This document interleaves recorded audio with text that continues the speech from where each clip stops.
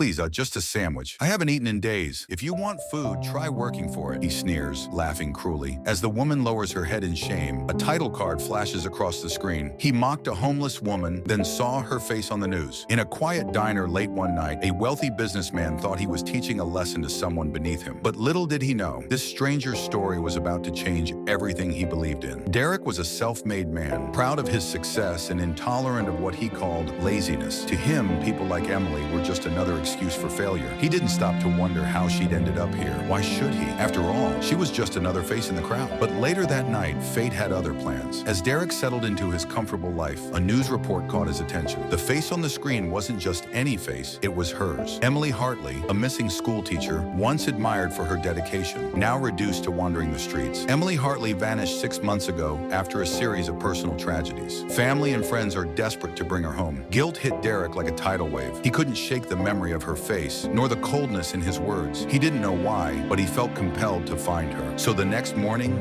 he returned to where he last saw her, hoping against hope she was still there. When he finally found her, she was sitting under a bare tree, her eyes empty and her body trembling from the cold. For the first time, Derek saw her, not as a stranger or a burden, but as a person with a story. I was a teacher. I loved my job, my students. But then the accident happened. My husband didn't make it. And I couldn't hold it together. I lost everything. Derek didn't waste a moment. He made the call that would change Emily's life forever. Her sister arrived within hours, tears streaming down her face as she hugged Emily like she'd never let go.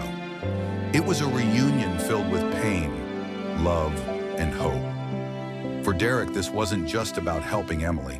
It was about changing himself.